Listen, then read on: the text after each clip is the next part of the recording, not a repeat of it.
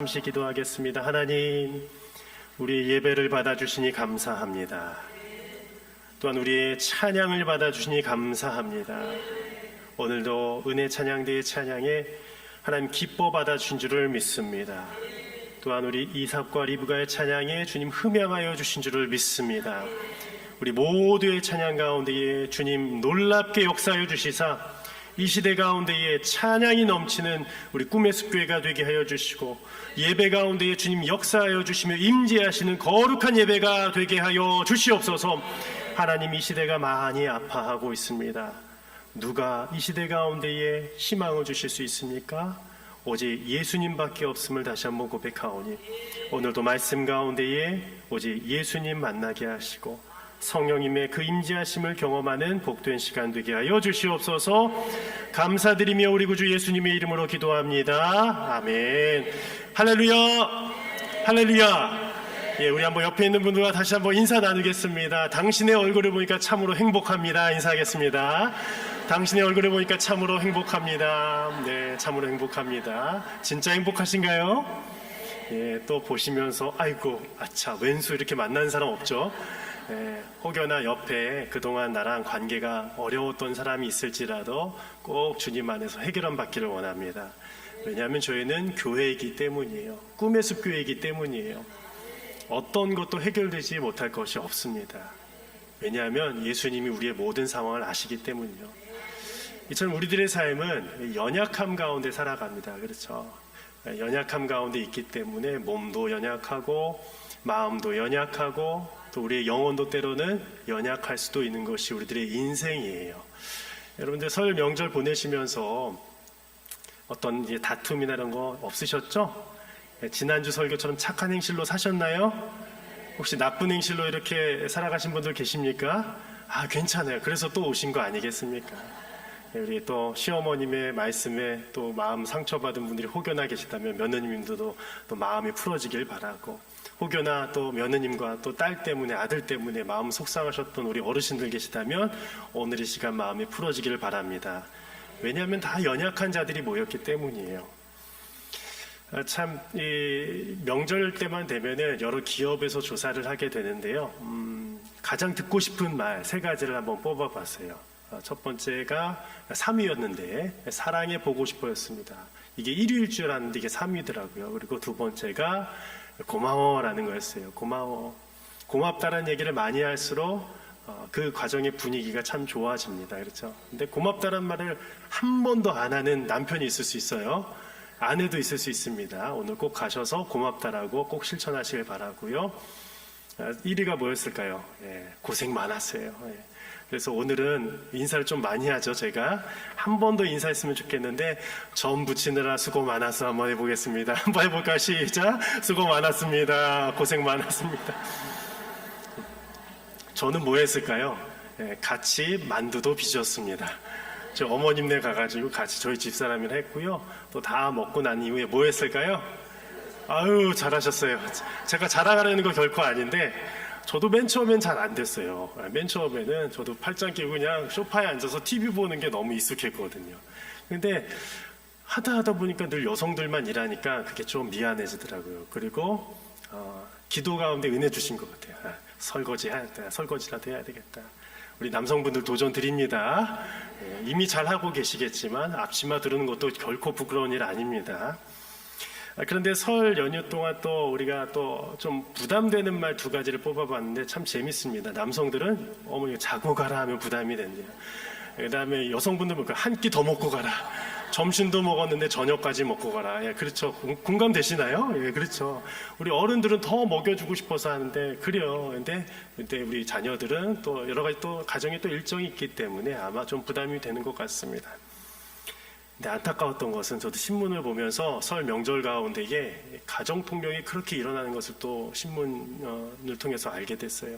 어디서는 막 방화가 일어나게 되고. 그래서 작년 한 해 통계만 봤는데 1년에 일입니다. 매일 648건의 가정폭력이 일어나는데 설만 명절만 되면은 1.3배가 늘어난다고 합니다. 그러니까 846회 정도가 일어난다는 거예요. 그러니까 이게 참 신기하죠. 왜 그런지 모르겠는데 모이면은 화목해야 되는데 모이면은 싸운다라는 거예요. 그리고 남성분들이나 누구는 이제 약주를 하게 되면은 좀 과격해지게 된다는 거죠. 우리 약주 좋아하시는 분들 계시잖아요. 솔직히 그렇죠. 아마 지금도 이 자리에 술 끊지 못한 분들 계실 거라 생각합니다. 괜찮습니다. 술 마셔도 교회에 와서 마시는 게 낫지, 교회 안 나오면서 술만 마시는 것보다 낫습니다. 아시죠? 그런데 중요한 절제의 미덕이 필요하다고 했어요. 저는 담배는 꼭 끊었으면 좋겠고요. 술도 끊었으면 좋겠다만 사회생활하면서 끊는다는 게 쉽지는 않아요. 그런데 제 친구 가운데 오래전 얘기인데 아버님이 알코올 중독 때문에 참 힘들어했던 친구가 있었어요.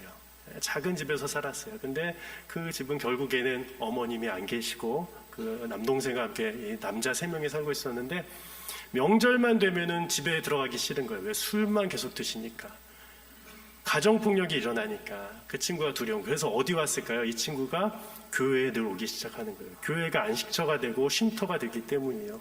기도실에 가면 그게 참 평안한 거예요. 집에서는 쿵쾅쿵쾅 다 부서지고 하는데 집에만 오면은 너무 교회만 오면 너무 평안하니까 기도실에 가고 그 아래 강단에서 계속 기도하고 했던 친구가 생각이 납니다.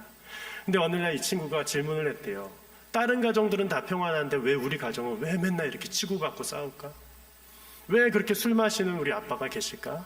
그러면서 한이 맺히고 화가 났는데 어느 날 말씀을 보다가 오늘 로마서 8장 말씀에 은혜 받은 거예요.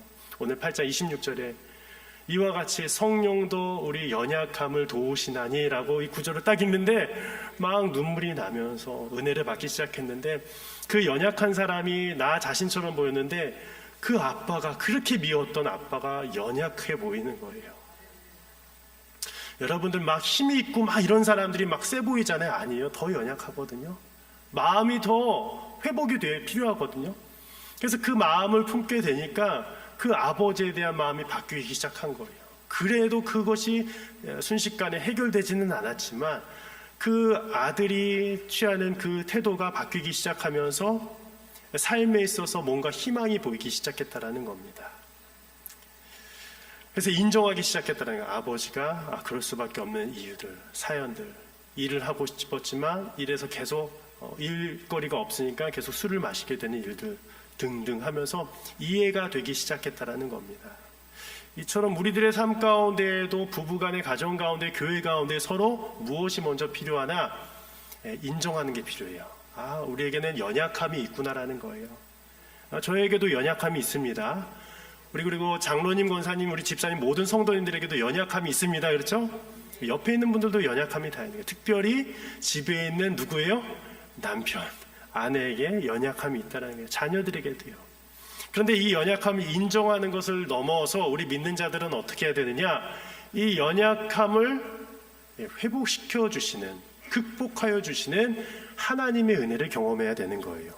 그것이 오늘 말씀 가운데 나와 있습니다. 성령님께서 이 일을 위해서 어떻게 역사하시는지 우리가 한번 말씀을 통해서 살펴보기 원하는데요. 첫 번째는 함께 읽어보겠습니다. 시작. 성령님은 우리의 연약함을 도우시는 분이십니다. 성령님은 우리의 무엇을 도와주신다라고요? 연약함입니다. 오늘 저 주보에다가도 열심히 적으시는 분들 계십니다. 잘 적으십시오. 까먹으면 안 되죠. 우리의 무엇을 도와주시냐? 연약함입니다. 연약함의 뜻은 무엇이냐? 힘이 없다라는 거예요. 힘이 빠져버리다라는 거예요. 다른 뜻이 아니에요. 연약함은 쉽습니다. 단어를 어렵게 해석할 필요가 없어요. 원어를 봐도 이 힘이라는 단어와 부정어, 이어가 합쳐져 있는데 힘이 없다라는 거예요.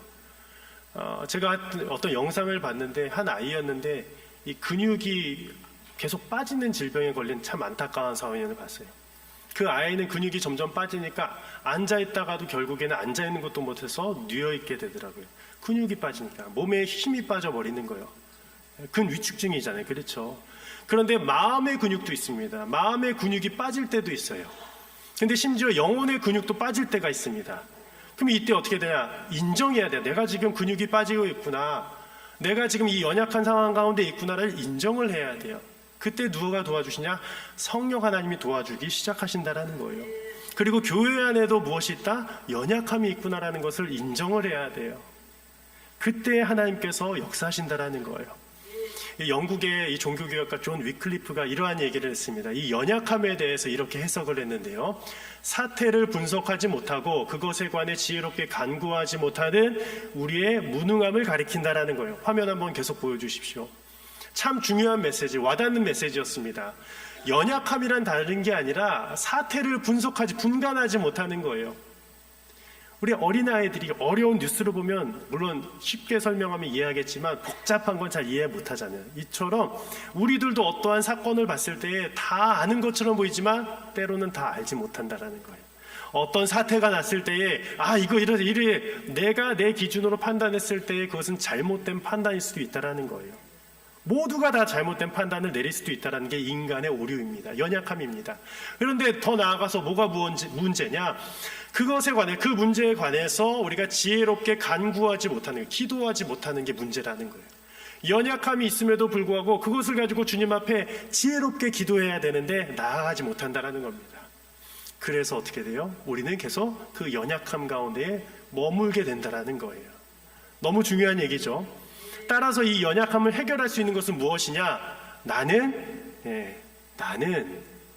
다 파악할 수 없다. 다 알 수 없다는 것을 인정하는 게 중요한 거예요. 한번 고백해 보겠습니다. 나는 다 알 수 없습니다. 제가 새가족반에서 강의를 했을 때 한번 이렇게 알려줬었어요. 새가족이 오시면 초신자들이 오시는데요. 그때에 여러분들 5분 뒤에 어떤 일이 일어날지 아세요? 제가 여쭤봤어요. 저도 한번 질문해 보겠습니다. 이 자리에 계신 우리 성도님도 5분 뒤에 무슨 일이 일어날까요?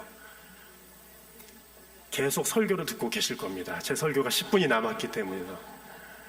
이건 당연한 거거든요. 5분 뒤는 금방 파악할 수 있어요. 10분 뒤도 뭐 쉽게 판단할 수가 있습니다. 근데 1시간 뒤에 뭐 하고 있을까요? 누군가는 밥을 드실 거고 집으로 가실 분들도 계십니다. 쉬워요. 근데 한 달만 앞으로 가볼까요? 다음 달 3월 2일에 뭐 하고 계실까요? 우리 학부형님들은 우리 아이들 뭐 책가방 싸느라 뭐 계약 준비하느라 바쁠 거라 생각합니다. 근데 이 사람 일이 마음대로 안 된다라는 거예요. 하나 더 멀리 나가서 내년도 2026년도 2월 2일에는 뭐 하고 계실까요? 라고 물어봤을 때 여러분들 뭐 하고 계실 거라 생각합니까? 답변할 사람이 아무도 없다라는 거예요. 그래서 우리들은 신앙을 가질 수밖에 없는 거예요. 그래서 제가 새가족분들한테도 여러분들이 1년 뒤에도 모르는데 10년 뒤, 20년 뒤에 그 삶을 어떻게 보증하겠습니까?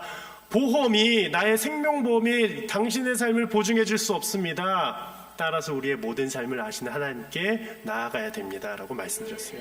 그 말씀의 근거가 빌립보서 4장 6절 7절입니다. 아무것도 염려하지 말고 오직 모든 일에 기도와 간구로 감사하며 하나님께 아뢰라. 그래야면 모든 지각에 뛰어난 하나님의 무엇이요? 평강이 그리스도 예수 안에서 너희 마음과 생각을 지키시리라 말씀해 주셨어요. 근데 중요한 것은 어떤 하나님이냐? 모든 지각에 뛰어난 하나님이에요. 모든 지각은 전지하다는 거예요. 모든 것을 아시는 하나님께서 우리의 인생길을 책임져 주신다는 거예요. 그래서 우리들은 그냥 졸졸졸 뒤따라가기만 하면 돼요. 우리가 돌다리를 갈 때에 아빠가 먼저, 전문가가 그 돌다리를 두들겨 보고 가잖아요. 안 그러면 어떻게 돼요? 퐁당 개울가에 빠져버려요. 왜냐하면 이게 흔들거리기 때문이에요. 안전한 곳으로 갈 수 있도록 그 돌다리를 먼저 앞서가시는 분이 계시는데 그분이 성령 하나님이신 줄을 믿습니다. 우리의 힘으로는 할 수 없다라는 거예요. 바로 성령님께서만이 역사하셔야 된다라는 겁니다. 근데 그 성령님께서 어떻게 해주시냐? 기도로 역사해 주신다라는 거예요. 제가 찬양 가운데 참 좋아하는 찬양이 있어서 이 가사를 한번 제가 한번 불러드리겠습니다. 누군가 널 위해 기도하네 라는 찬양이에요. 당신이 지쳐서 기도할 수 없고 눈물이 빗물처럼 흘러내릴 때 다 같이 한번 주님이 아시네 당신의 약함을 사랑으로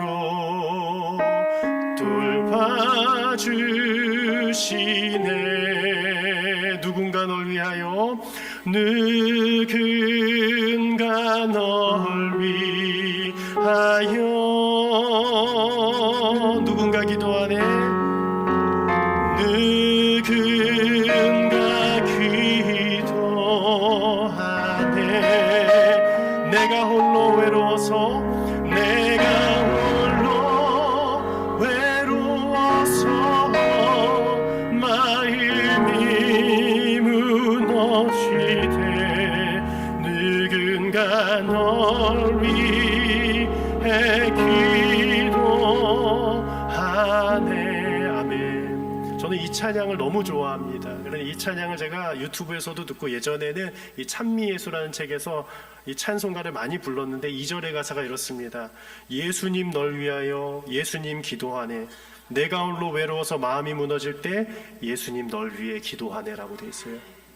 지금 이 순간에도 예수님이 우리를 위해서 기도해 주신다는 거예요. 저 보좌 우편에 계신 주님께서 당신의 삶 가운데 가장 연약한 부분에 임재하여 주셔서 기도해 주신다는 겁니다. 이어서 우리 말씀 가운데 26절 말씀을 우리 한번 다 같이 한번 읽어보도록 하겠습니다. 함께 읽어볼까요? 시작. 우리는 마땅히 기도할 바를 알지 못하나 오직 성령이 말할 수 없는 탄식으로 우리를 위하여 친히 간구하시느니라. 아멘. 이 말씀 가운데에 성령님께서 말할 수 없는 탄식으로 기도해 주신다는 것처럼 우리의 상황을 바라보면서 다 공감 못하는 것이 아니라 성령님은 탄식함으로 정말 울면서 기도해 주신다는 것이에요. 두 번째, 성령님은 어떻게 역사하시는 분일까요? 연약한 우리들을 하나님의 뜻 가운데로 인도하여 주신다는 거예요. 우리 27절 말씀입니다. 제가 한번 읽어드리겠습니다. 마음을 살피시는 이가 성령의 생각을 아시나니 이는 성령이 하나님의 뜻대로 성도를 위하여 간구하심이니라 라고 되어 있어요. 오늘 이 말씀을 자세히 살펴보면 성령님이 하나님의 뜻대로 성도를 위하여 기도를 하시는 분이십니다. 그런데 이 말의 뜻은 무엇이냐? 이 성령님께서 우리 연약한 우리들을 그 기도 가운데에 하나님의 뜻 가운데로 인도하여 주신다라는 거예요. 우리가 기도학교에서 보면 기도는 무엇인가라고 했을 때 여러 정의들이 있습니다. 기도는 호흡입니다. 기도는 하나님과의 관계입니다. 인데 오늘 이 말씀을 통해서 알 수 있는 것은 기도는 하나님의 뜻 가운데로 인도함 받는 것입니다라는 거예요. 꼭 기억하길 바랍니다. 기도는 다른 게 아닙니다. 기도를 드릴 때 우리는 하나님의 뜻 가운데로 인도함을 받는다라는 거예요. 그 일을 성령님께서 하시기 때문이라는 거예요. 그래서 오늘 말씀 가운데 이는 성령이 하나님의 뜻대로 성도를 위하여 간구하기 때문이라는 거예요. 성령님께서도 삼위일체 하나님의 그 온전하신 뜻 가운데 그 기도 제목을 가지고 기도하신다라는 거예요. 그래서 우리가 잘못된 기도 제목이 있었을지라도 우리의 또한 사심이 드는 잘못된 기도의 제목이 있을지라도 그 모든 기도의 제목을 수정하여 주셔서 바른 그 길로 인도해 주시는 것이 바로 성령님의 역사라는 겁니다. 우리 사람이 연약할 수밖에 없는 이유가 있는데 첫 번째는 죄 때문이죠. 두 번째 이유가 있습니다. 아까 말씀드린 것처럼 하나님의 뜻을 모르기 때문이에요. 우리가 앞날도 모를 뿐만 아니라 우리는 하나님의 뜻을 다 알 수 없습니다. 그래서 우리가 기도할 때 하나님의 뜻을 다 알게 해주십시오라는 기도 제목은 사실은 잘못된 기도 제목이에요. 어떻게 기도해야 될까요? 하나님의 뜻을 알아가게 하여 주시옵소서라고 기도해야 돼요. 되게 중요합니다. 하나님의 뜻을 다 알기를 원합니다라는 것은 자칫 잘못하면 우리가 아담과 하와의 그런 교만의 유혹과 똑같은 오류에 빠질 수도 있다는 거예요. 너무나도 중요한 영적인 원리인데 이 토시 하나 차이로 우리들은 자칫 하나님의 영역을 침범하기도 해요. 우리가 천국에 가서는 다 알 수도 있겠지만 그것도 몰라요. 그것도 하나님이 허락해 주셔야지 가능한 일입니다. 그런데 우리는 이 땅에 살면서 하나님의 뜻을 계속 알아가는 거예요. 근데 그 일을 성령님께서 여러분들의 안에 계신 내주하여 주신 성령님께서 인도해 가신다라는 겁니다. 사도 바울의 이 2차 선교 여행만 봐도 그러한 일들이 나타나 있어요. 우리 말씀 가운데에 2차 선교 여행 당시에 사도 바울은 아시아로 가고 싶어 했습니다. 그런데 이 성령이 이 말씀을 이렇게 하셨어요. 성경 가운데 성령이 아시아에서 말씀을 전하지 못하게 하시거늘. 한번 말씀을 볼까요? 말씀을 전하는 것이 얼마나 중요해요. 하나님의 복음을 전하는 것이 얼마나 중요합니까? 그런데 말씀을 전하지 못하게 하는 상황이 온 거예요. 왜요? 다른 곳에서 말씀을 전해야 되기 때문인 거예요. 예수님께서도 복음을 전파하실 때에 먼저 자신의 고향에서 말씀을 전하려고 하셨습니다. 그 모든 뜻과 계획들이 하나님의 뜻 가운데 있었기 때문에 갈릴리에서의 사역을 먼저 주로 하셨다라는 거예요. 그래서 먼저 이방 땅 가운데로 나아가지 않으셨습니다.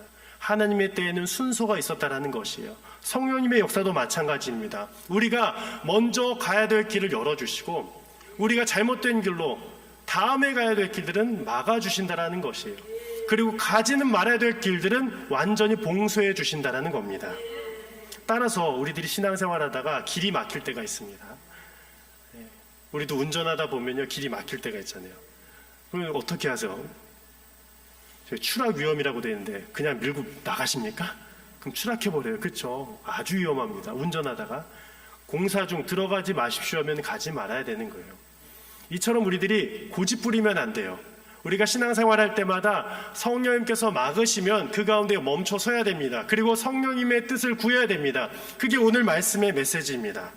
오직 성령님께서 하나님의 뜻대로 간구하신다라는 것이에요. 그렇다면 질문이 있죠. 어떻게 구분을 할 수 있을까? 사람의 뜻과 성령의 뜻을 어떻게 구분할 수 있어요? 어렵지 않습니다. 어렵지 않습니다. 우리의 마음이 먼저 하나님 앞에 온전히 내려놓고 있느냐예요. 우리가 내려놓는다고 하면서 우리의 마음을 잘 내려놓지 못하는 경우가 너무나 많습니다. 우리의 기도 제목을 내려놓지 못할 때도 있어요. 심지어 나의 기도 제목을 다 내려놔야 돼요. 그때 성령님이 인도하십니다. 그리고 두 번째, 겸손히 기도의 자리로 나가야 돼요. 그때 이렇게 기도해야 됩니다. 아까도 말씀드린 것처럼 성령님 기도하고 계시죠? 나를 위해서 기도하고 계시죠? 연약한 나의 마음을 위해서 기도하고 계시죠? 성령 하나님 내 마음을 이끌어가 주세요. 그때 인도해 주신다라는 거예요. 세 번째로 성령님은 어떻게 역사하실까요? 성령님은 모든 것을 합력하여 선을 이루게 하시는 분이라는 거예요. 28절 말씀 함께 읽어볼까요? 시작. 우리가 알거니와 하나님을 사랑하는 자 곧 그의 뜻대로 부르심을 입은 자들에게는 모든 것이 합력하여 선을 이루느니라. 오늘 이 말씀 보면은 이 모든 것이 합력하여 선을 이룬다라고 되어 있는데 전제되어 있는 게 있습니다. 그건 뭐예요? 그의 뜻대로 부르심을 입은 자들에게는이라는 거예요. 참 궁금증이 있잖아요. 왜 이 시대는 아직도 다투고 전쟁이 있고 할까? 우리는 전쟁이 사라지게 해달라고 기도하잖아요. 그런데 왜 계속 싸울까? 아직 그 부르심의 뜻을 다 깨닫지 못해서예요. 우리가 여러 사람이 있는데 한 두 사람만 있다고 생각을 해봅시다. 만약에 이제 부부라고 생각을 해봅시다. 남편과 아내가 있는데 아직 이 남편은 신앙생활을 하지 못하는 상황이고 이 아내분은 신앙생활 열심히 하는 분이에요.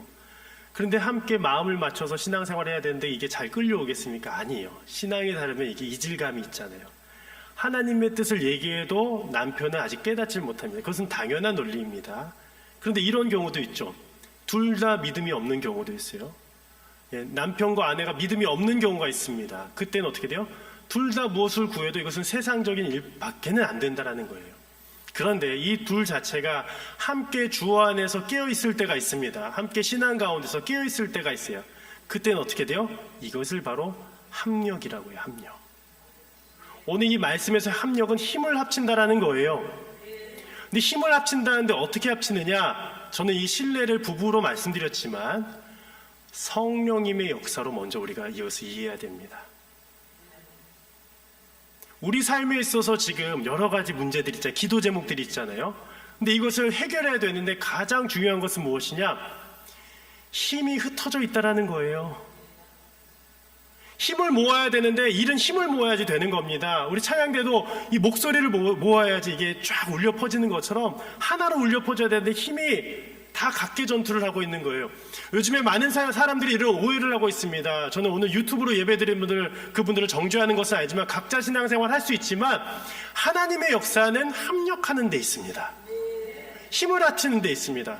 나 혼자 신앙생활 할 수 있다고 생각하잖아요. 그런데 그것은 합력하는 데 있어서는 거리가 먼 신앙생활이라는 거예요. 오늘 왜 이 말씀을 묵상하게 하셨느냐? 우리 가운데 합력이 필요하다라는 거예요. 하나님의 놀라운 역사를 경험하기 위해서는 가정 가운데에 합력의 역사가 필요합니다. 교회 가운데도 합력의 역사가 필요합니다. 그런데 이 합력을 누가 이루시느냐? 성령님이 먼저 이루어 주신다는 거예요. 성령님께서는 이 흩어져 있던 힘들을 하나로 모아 주십니다. 성령이 우리 마음 가운데에 그동안 내가 교회에 뜸했는데 이제는 신앙생활을 제대로 해야 되겠다라고 생각하시는 분들이 계셨어요. 저는 모든 특세를 지나면서 한 분의 그런 이야기를 들었어요. 그동안 제가 신앙생활을 잘못했던 것 같습니다, 목사님.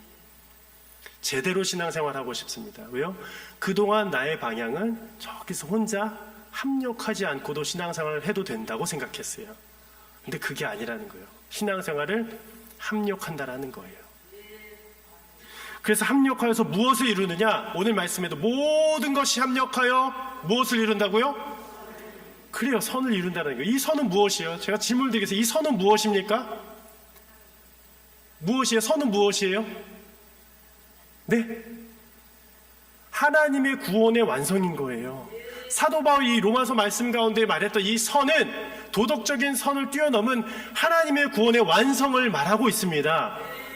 우리 성도들을 불러주신 이유가 무엇이에요? 하나님께서 부르신 자들을 통하여서 그 성령 가운데에 그 성령의 역사에 함께 동참하여서 모든 것이 합력하여 선을 이루는 거예요. 구원의 완성을 이루는 거예요. 제가 2부 때도 말씀드렸어요. 아직도 우리 가정 가운데 믿음이 없는 남편이 있죠. 아내가 있을 수 있습니다. 저는 1년 52주마다 설교의 내용은 달라도 이 부분 똑같이 언급을 할 거예요. 자녀들이 있을 수 있습니다. 그 자녀들이 합력하지 못한 거지. 지금 합력하지 못하는 거예요. 그런데 이 합력을 누가 해주시느냐? 성령님께서 해줄 줄 믿습니다. 오늘 말씀 다시 한번 읽어보겠습니다. 28절이었습니다. 함께 읽어볼까요? 시작. 우리가 알거니와 하나님을 사랑하는 자 곧 그의 뜻대로 부르심을 입은 자들에게는 모든 것이 합력하여 선을 이루느니라. 아멘. 따라서 잊지 말기를 바랍니다. 우리 함께 읽어볼까요? 함께 읽어볼까요? 시작. 우리는 연약해도 하나님의 사랑을 받은 자들이며 부르심을 받은 자들이라는 사실입니다. 두 번째, 또한 성령님께서는 결국 흩어져 있던 모든 힘들을 하나로 모아 하나님의 놀라운 구원의 역사로 이끄시는 분임을 기억하기를 바랍니다. 아멘. 바라기는 우리 꿈의 숲교회 모든 성도님들 가운데에 이 합력의 은혜에 하나도 빠지지 않고, 혹시 빠지고 싶은 분들 계세요? 아니죠. 그런데 합력하는 게 좀 어려워하시는 분들이 계실 수 있습니다. 그냥 아직도 그냥 조용히 그냥 예배만 드리고 가는 게 편한 분들이 계실 수 있어요. 이해합니다. 근데 성령님은 계속 또 초청하여 주세요. 너가 나와 함께 모든 것에 합력하여 선을 이루길 원하느냐? 그 초대에 순종으로 나아가는 우리 교회 꿈의 숲교회 성도님들이 되시기를 진심으로 축복하며 기도합니다.